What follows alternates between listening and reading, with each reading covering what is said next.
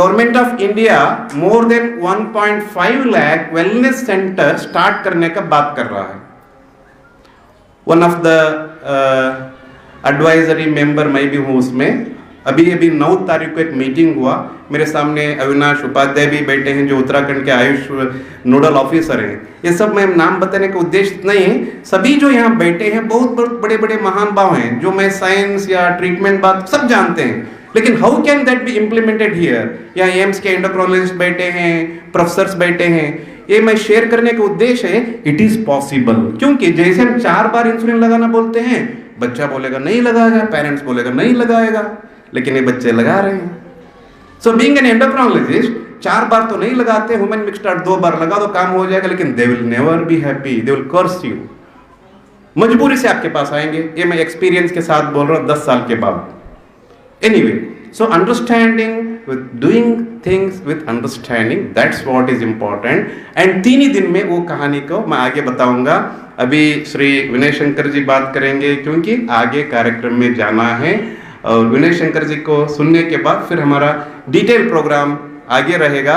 आप सब लोग, मैं निवेदन करता हूँ 12 साढ़े 12 तक आराम से हम बैठिए, इसको सुनिए, ये आपको लाइफ के लिए बहुत यूजफुल रहेगा। और भी कुछ मेहमान हैं, उनको भी मेरे को स्टेज पे बुलाना है, थोड़ी देरी से आए हैं, तो पहले हम विनय शंकर पांडे जी को सुनेंगे, उसके बाद हमारा कार्यक्रम आगे बढ़ेगा। प्लीज विनय शंकर जी, हमारे प्रिय डीएम।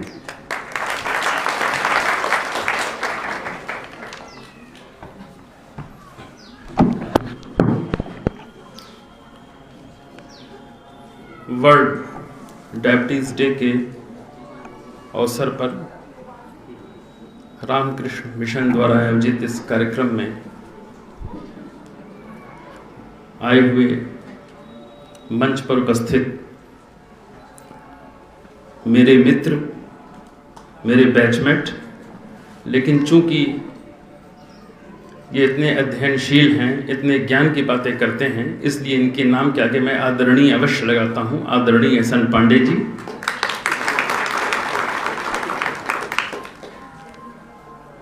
डीफो साहब, मंच पर उपस्थित नरेश चौधरी जी, एम्स से आए हुए हमारे डॉक्टर साहब अजय कुमार, रामकृष्ण मिशन के हमारे सामने बैठे हुए सभी, जैसा कि पहले ही आपने, सभी को मैं सामूहिक रूप से आपके प्रति मैं श्रद्धा से अपना सर भी झुकाना चाहता हूं। आप सभी, आप लोग, प्यारे बच्चों और उपस्थित पत्रकार बंधुओं, भाइयों बहनों, हम सभी भली भांति विदित हैं कि डायबिटीज़ धीरे धीरे एक महामारी का रूप ले रही है।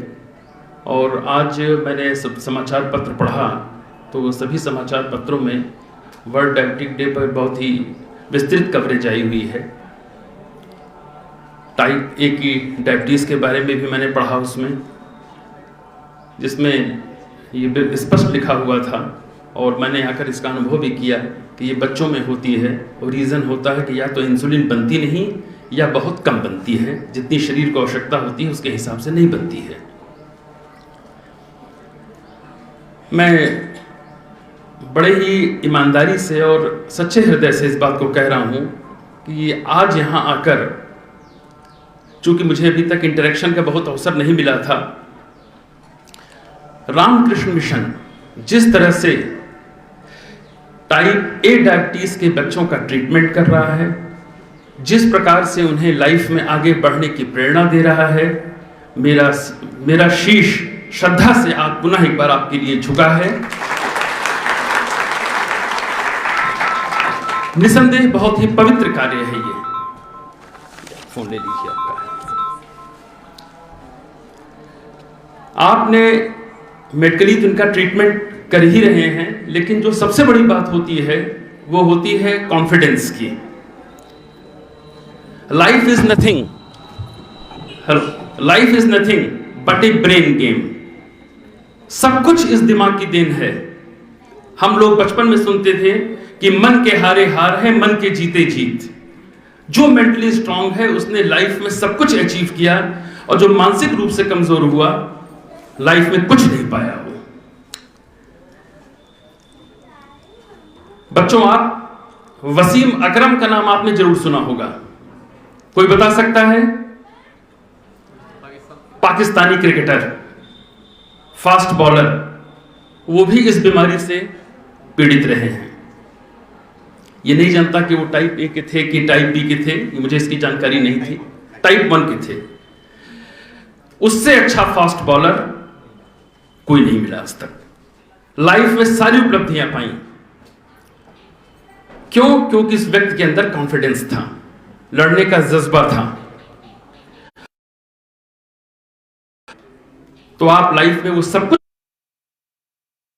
कुछ अचीव कर सकते हो जो एक नॉर्मल इंसान करता है। यहां पर जो मंच पर बच्चे आए, अपने अनुभवों को शेयर किया, चाहे सुरभि हो, आप हो, आप भी लाइफ में बहुत अच्छा कर रहे हो। मेरा तो मानना है कि डाय चैंप की जगह इनका नाम ओवरऑल चैंप होना चाहिए। क्यों डाय चैंप कहते हो इनको? इन्होंने लाइफ में सब कुछ कर रहे हैं, ये जो हम कर रहे हैं या आप कर रहे हैं, जो सभी सामान्य लोग कर रहे हैं। कभी अपने दिमाग में अपने अनुभव को शेयर करते हो तो कभी इस चीज को लेकर मत चलो कि मैं बीमार रहा हूं या हूं। हो तो हो, हम सब यहां बैठे किसी न किसी चीज से प्रभावित हैं, कुछ न कुछ समस्याएं होती हैं। ये इसको भी ट्रीट करो, एक बीमारी है, उसका ट्रीटमेंट हो रहा है।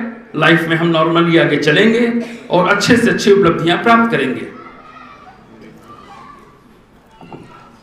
इस दिशा में जिन 3-4 बच्चों के अनुभवों को हम लोगों ने सुना, तो मैंने महसूस किया कि निसंदेह सेल्फ कॉन्फिडेंस का जो लेवल है वो बहुत हाई है, बहुत अच्छा है। ईश्वर से प्रार्थना है ये लेवल इनका बना रहे, लाइफ में अच्छी उपलब्धियां प्राप्त करें। इस मिशन से मेरा बस एक अनुरोध है कि देखिए, ये जो बीमारी है या डायबिटीज के जो अन्य प्रकार होते हैं, जागरूकता की बहुत कमी है।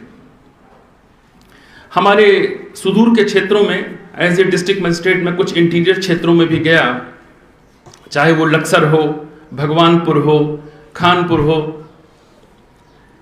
जानकारी का बहुत अभाव है, लोगों को पता ही नहीं है। सिम्टम्स हैं, या तो उस लेवल की उनको कंसल्टेंसी नहीं मिल रही है, उनको पता ही नहीं है। तो यदि भविष्य में आपकी संस्था कोई लगता है कि प्रशासन तो आपके साथ खड़ा है, आप इस क्षेत्र में अगर काम आगे करना चाहते हैं, सुदूर क्षेत्रों में कभी कुछ कैंप जरूर लगाएं, जागरूकता कैंप लगाएं। मैं ट्रीटमेंट की बात नहीं कर रहा हूं, लोगों को ये बताया जाए कि भाई देखो, इस तरह की एक बीमारी होती है, उसके ये सिम्टम्स होते हैं, कुछ रैंडम चेकिंग वगैरह भी उनकी, कुछ डायग्नोसिस की भी कुछ व्यवस्था की जाए, तो प्रशासन आपके सहयोग के लिए खड़ा हुआ है। जब आप कहेंगे, पूरा मेडिकल डिपार्टमेंट, हेल्थ डिपार्टमेंट उन सुदूर क्षेत्रों में जरूर जाएगा। लेकिन मेरा करबद्ध प्रार्थना है, अनुरोध है कि इसको जरूर प्लान करें आने वाले समय में, और हम लोग इसमें फिर आगे बढ़कर साथ साथ विषय। ये तो टाइप ए डायबिटीज की बात हो गई, बाकी हमारे एम्स के भी डॉक्टर बैठे हुए हैं। बड़ा कंफ्यूजन लोगों के दिमाग में रहता है। जब पहले ब्लड टेस्ट होते थे तो 110 का मानक रखा गया था। अब हम लोग टेस्ट कराते हैं तो ईश्वर की दया से हम लोग इस बीमारी के उसमें नहीं आए।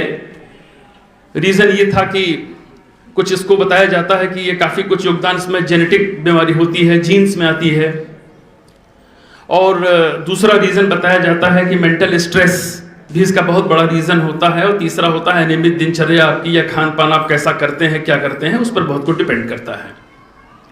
अब वो मानक 100 पर आ गया। शायद हमारे डॉक्टर साहब इस चीज को समझ रहे होंगे। तो ये सब चीजों को लेकर बड़ा कंफ्यूजन लोगों के अंदर रहता है। जो लोग आज से 5 साल 6 साल पहले रैंडम जब वो मॉर्निंग में जब वो खाली पेट जो होता है टेस्ट कराते हैं, तो कभी किसी का 104 था, 105 था, तो लोग कहते थे चलो 110 का एक पैरामीटर है, उसके नीचे है और फास्टिंग में हम ठीक हैं। अब जब लोगों ने देखा 100 है तो लोगों को लगा भाई तब तो हम डायबिटिक आज से 5 साल पहले ही हो चुके हैं।